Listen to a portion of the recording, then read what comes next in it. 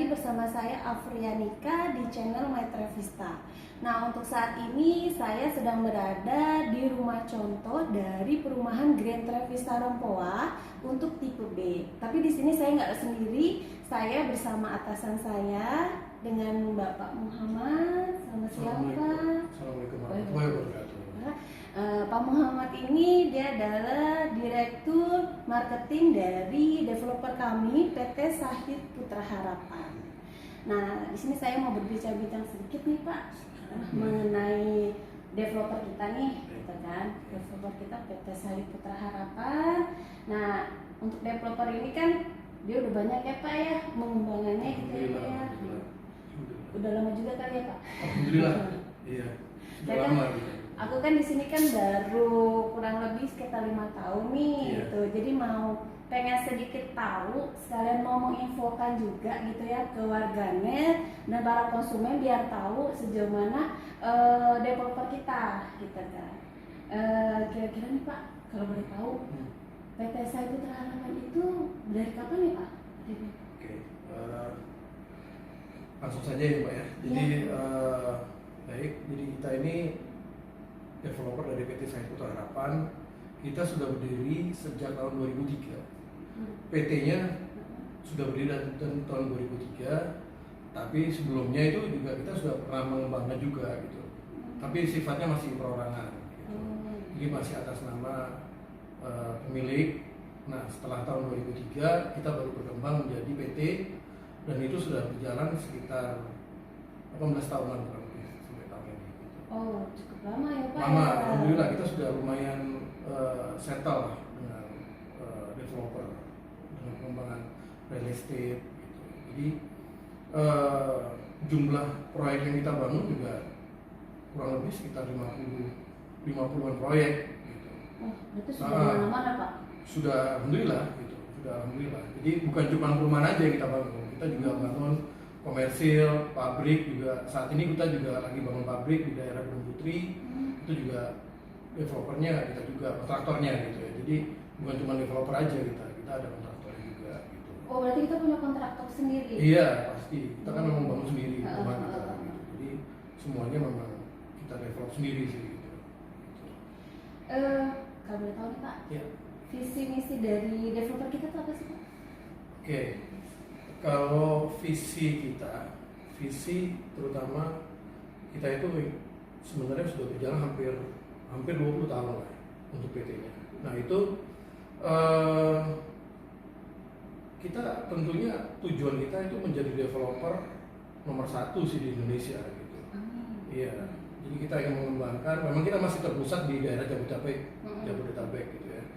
Tapi memang kita akan mudah-mudahan kita dikasih kesempatan, mungkin kita bisa dapat lokasi lain yang bisa di luar Jabodetabek. Ya mudah-mudahan aja nanti kita bisa menjangkau daerah tersebut gitu. Ya tentunya kita berharap lebih cepat lebih baik gitu ya. Jadi mungkin 25 tahun lagi kita akan menjadi developer terbesar di Indonesia, bisa menyaingi developer yang besar-besar gitu. Oke, jadi untuk misi kita tentunya misinya untuk menunjang visi yang tadi saya sudah jelaskan. Jadi untuk menjadi developer nomor 1 kita menunjang beberapa misi sebenarnya. Jadi misi yang pertama itu kita akan membuat bangunan yang modern. Jadi kita akan selalu melibatkan arsitek-arsitek yang memang sudah punya nama dan memang sifatnya kekinian gitu. Jadi semuanya bangunan kita itu memang kalau dilihat memang agak unik sih, karena memang kita menggunakan jasa arsitek yang memang saat ini bisa dibilang nomor 1 sih. Jadi kayak contohnya kita pakai saat ini memang yang sudah bekerjasama adalah Pak Ridi Yaakob atau yang terkenal dengan nama Atelier Lili gitu. Jadi kita pakai jasa dari Atelier Lili ini itu di proyek Grand Trevista Rempoa itu kita pakai jasa beliau gitu. Jadi pastinya desainnya cukup wow gitu ya Pak. Nah, itu salah satu misi kita. Jadi membuat bangunan yang modern dan kekinian. Nah untuk misi kita yang kedua itu kita akan kita selalu buat bangunan itu dan lingkungannya itu selalu ramah gitu ya. Jadi ramah dengan lingkungan dan hijau. Kita juga selalu mengikuti aturan dari pemerintah yang sudah ditetapkan. Jadi kalau pemerintah itu menerapkan 60 itu yang bisa dibangun dari satu lokasi, 60 bisa dibangun, 40 untuk fasum. Kita kadang-kadang bahkan lebih gitu. Jadi kadang-kadang kita 50 yang dibangun, 50 untuk fasumnya gitu. Jadi kita akan prioritaskan lingkungan itu lebih nyaman dan aman lah gitu. Jadi yang tinggal di proyek perumahan kita itu tentunya pasti akan lebih senang gitu ya. Dan yang ketiga itu tentunya bangunan yang sudah kita buat tentunya akan menghasilkan nilai investasi yang tinggi ke depannya. Dan itu memang sudah dibuktikan dengan testimoni dari pembeli-pembeli kita yang memang sudah beli di tempat kita gitu. Jadi setahun yang lalu dia beli berapa, sekarang sudah nilainya berkali-kali lipat, dan itu tentunya investasi menguntungkan buat mereka gitu. Dan kita akan selalu seperti itulah jalannya sampai saat ini gitu. Jadi insya Allah kedepannya kita akan jadi perusahaan yang tentunya sesuai sama visi yang tadi saya sebutkan untuk menjadi nomor 1 lah di Indonesia. Amin. Ini Pak, kan dari saya masih penasaran nih. Iya. Penasaran saya tuh. Saya penasaran karena kan dulu kan saya tahu lah sebelum ada Trevista ada nama yang lain gitu Iya, ya. betul.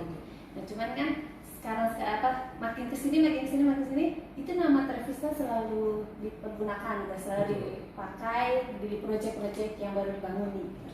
Saya tuh penasaran banget, kenapa sih Pak harus namanya itu Trevista gitu Pak? Oke. Ini juga agak unik sih menurut saya. Jadi kata Trevista itu sebenarnya ada artinya gitu sebenarnya.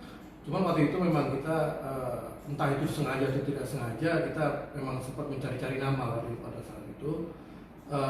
Nama pertama yang kita pakai Trevista itu kebetulan ada Trevista Bekasi. Pada saat itu Trevista Bekasi itu kurang lebih tahun 2011, 2012 kalau nggak salah nama Trevista itu kita pakai. Sebelumnya memang nama perumahan itu memang nggak ada brandingnya, jadi bebas-bebas saja kita pakai nama. Ada mungkin dulu ada namanya proyek namanya Bangwood, ada namanya Blossom, ada namanya Blue dan lain-lain lah. Ada yang namanya Sahid gitu ya. Nah, justru itu, jadi kita saat ini kita membutuhkan suatu brand di situ. Jadi kita mesti membranding identitas buat SPH gitu. Jadi kita lihat nama Trevista ini sangat cocok untuk kita gitu. Jadi semenjak tahun 2012 itu kita pakai nama Trevista sampai saat ini. Jadi udah lumayan kuat sebenarnya nama Trevista di pasaran, udah lumayan juga dikenal karena kita punya konsumen yang jumlahnya juga mungkin udah ribuan gitu ya. Nah, untuk arti kata dari Trevista itu sebenarnya dia itu diambil dari kata dari bahasa Spanyol, Trevista. Kalau arti kasarnya itu pemandangan pohon atau hijau, gitu. Jadi pemandangannya hijau, gitu. Jadi kita maunya suasananya hijau dan itu makanya kita sesuai sama misi yang tadi saya sebutkan. Gitu. Jadi kita ingin membuat lingkungan itu suasananya selalu hijau.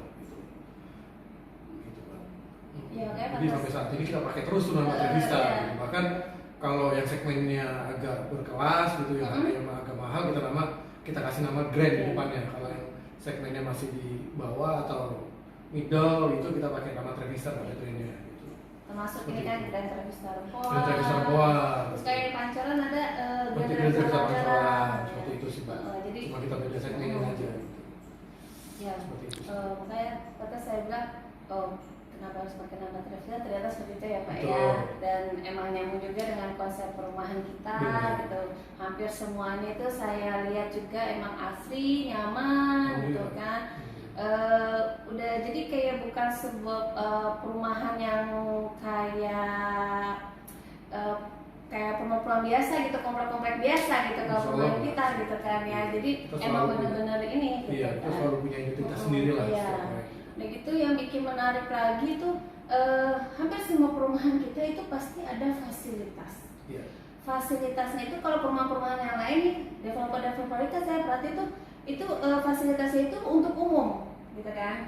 Tapi kalau perumahan kita itu emang fasilitas khusus untuk warga, gitu kan. Contohnya nih kayak di sini di Lantaran Sarompoa, fasilitasnya itu ada fitness, kan, ada kolam renang, ada teman bermain, gitu kan. Bahkan di atasnya itu ada kayak aula gitu kan ya Pak.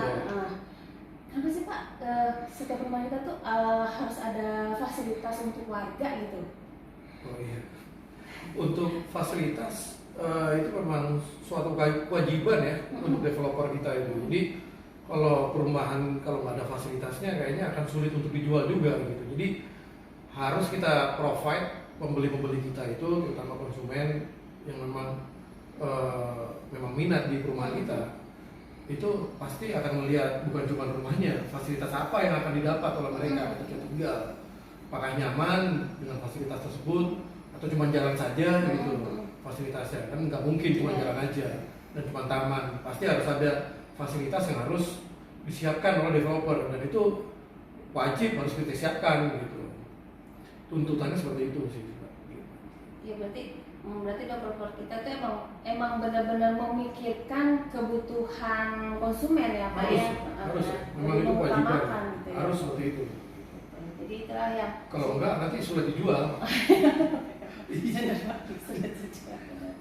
Terus nih Pak, dari segi bangunan. Ya. Aku mau nanya dari segi bangunan. Kalau saya perhatiin kan bangunan kita itu kokoh ya Pak ya. Alhamdulillah. Kokoh dari perumahan Satria itu saya bilang tuh kelihatan kokoh. Itu kualitas bangunan itu yang dipergunakan tuh Pak. Kayak contohnya untuk dindingnya kita menggunakan apa sih Pak? Iya, jadi untuk kualitas bangunan juga itu salah satu bentuk kepercayaan konsumen kepada kita. Jadi banyak sekali konsumen itu yang bicara kualitas dari Trevista itu baik, bagus. Jadi memang karena diantaranya kita memang menyediakan rumah itu bukan inden sebenarnya. Kita itu memprovide konsumen itu rumahnya ready. Jadi dia bisa tahu bentuk bangunannya seperti apa, bukan hanya rumah contoh. Rumahnya memang kita siapkan untuk ready dan jadi gitu. Jadi semua kualitasnya bisa dilihat gitu. Bentuknya seperti apa, bahkan kalau ketika lagi dibangun bisa dilihat sendiri kok kualitas yang kita pakai gitu.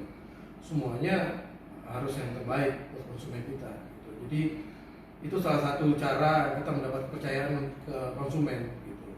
Dan memang banyak yang mengakui gitu. Alhamdulillah gitu. Kita syukuri saja keinginan dari konsumen itu gitu. Jadi mudah-mudahan kedepannya kita akan semakin baik lah. Amin, amin. Pertanyaan yang pasti bakal ditanya sama konsumen, pertanyaan yang sering banget tuh konsumen tanyain ke Pak tentang legalitas. Nah, untuk legalitas perumahan kita itu seperti apa sih Pak? Oke, baik.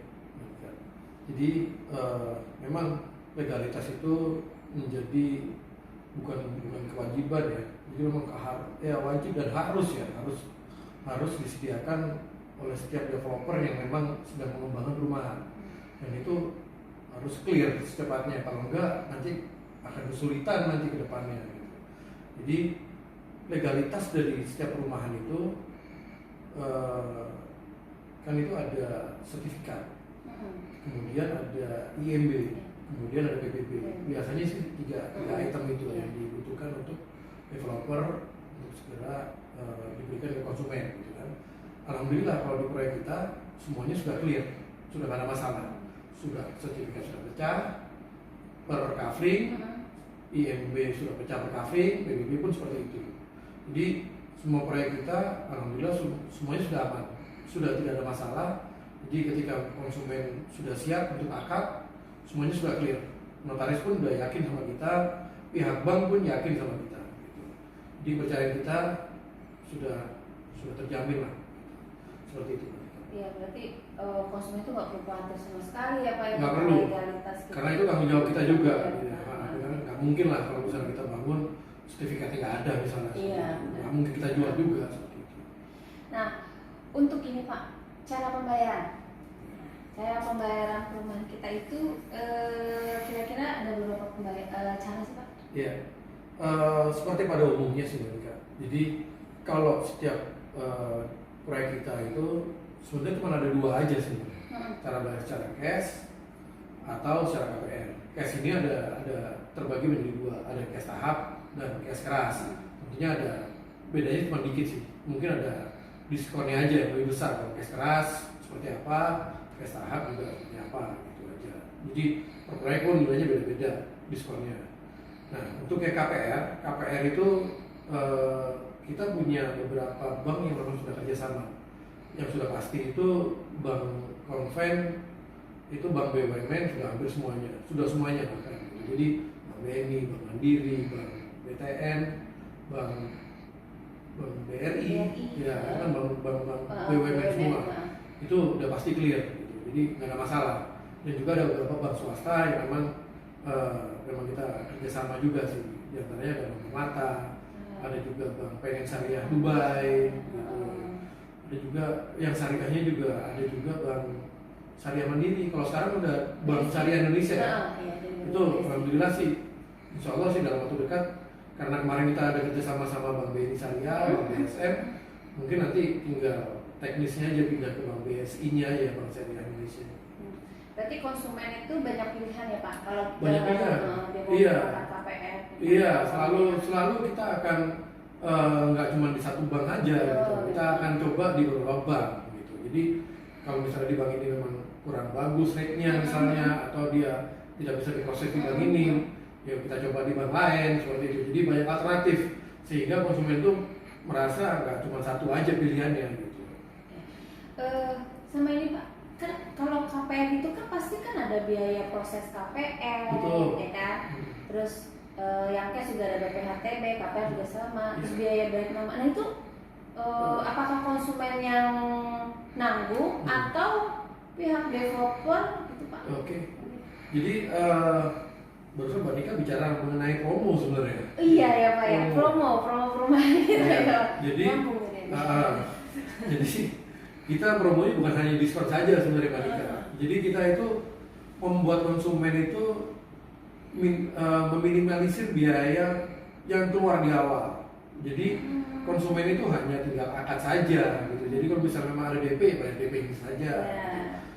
Biaya lainnya kita yang tanggung. Gitu. Jadi iya, hampir semuanya mungkin sekarang semua proyek kita. Nah, jadi biaya KPR-nya kita tanggung, biaya BPHTB-nya kita tanggung, PPN-nya pun kita tanggung, biaya notarisnya kita tanggung. Jadi untuk akad itu konsumen sudah nggak ada beban. Kalau DP-nya udah selesai, kalau dia ada DP, ya tinggal akad aja sebenarnya gitu. Berarti konsumen nggak usah pusing lagi untuk nyari dana untuk kebutuhan nggak perlu. Dia tinggal fokus di rumahnya, tinggal isian buat di rumahnya, tinggal fokus di situ saja. Sama kalau ada DP, kan di beberapa kita memang ada yang tanpa DP kan. Iya, ya, kalau tanpa DP lebih enak lagi, cuma bayar booking fee. Udah, booking fee misalnya 5 juta, udah 5 juta udah punya rumah. Enak banget Pak. Seperti itu memang kita bikin strateginya seperti itu. Apalagi di masa pandemi ini ya, kita harus bikin strategi yang benar-benar membuat konsumen itu nggak banyak keluar biaya. Gitu. Jadi kita membantu konsumen ya Pak. Iya, membantu konsumen, kita juga terbantu tuh. Iya. Pastinya. Seperti itu sih. Terus kalau untuk ini Pak, project yang sedang dipasarkan di saat ini Pak? Oke. Kita punya saat ini ada beberapa project yang sedang berjalan ya. Jadi kayak di rumah contoh ini kan kebetulan ada di lokasinya di Grand Trackstar Poa. Itu memang namanya sudah grand ya. Jadi memang segmennya memang menengah ke atas lah, karena grand. Dia itu memang sekitar 2 tahun lalu kita launching proyek ini, cuman masih banyak stoknya gitu. Jadi saat ini pun sedang dibangun tahap terakhir lah gitu. Saat ini lagi berjalan proyek di sini. Kemudian kita juga masih ada proyek di Trevisan Poa, yang range-nya sekitar 1,an lah gitu. Kemudian ada juga Trevista Park, Trevista Park yang sedang berjalan, itu di lokasi daerah Depok, itu di dekat Pondok Petir lokasinya. Kemudian kita juga punya satu proyek yang lokasinya nggak jauh dari Trevista Park, namanya Trevista Hills. Itu lokasinya juga sama di daerah Pondok Petir, cuman dia memang lebih strategis lah. Ya. dia di pinggir jalan. Kalau Tebing Sampah memang agak masuk sedikit Iya. ya. Kalau ini dia di pinggir jalan. Jadi langsung proyeknya itu luasnya kurang lebih hampir 28 hektar di sana. Luas juga Pak. Luas, iya 28 hektar. 8 hektarnya masuk ke wilayah Depok, 20-nya masuk ke wilayah Bogor. Berarti lokasinya itu perbatasan ya Pak? Perbatasan. Ya? Nah, dia dibatas sama ada kalinya di tengah-tengah. Oh, Batasannya ada gitu. kali. Ada kali apa? Ada. Nanti kita bikin jembatan di sana. Nanti kita bikin jembatan untuk aksesnya. Jadi jembatan boulevard untuk akses ke daerah Bogornya. Gitu. Nah, di Trevista Hills namanya. Trevista Hills ini kita akan buka tahap pertama itu 8 hektarnya sekitar kurang lebih 300 unitan. Kalau total semuanya itu kurang lebih hampir 1.500, hampir 2.000 mungkin. Banyak ya Pak? Banyak. Nah, Itu satu lantai, dua lantai apa? variasi pastinya. Variasi. Nanti bakal banyak tipe. Nanti itu arsiteknya juga insya Allah Atelier Riri juga yang akan mengembangkan gitu. Nanti Iya, arsitek pakai pakai diri lagi. Gitu.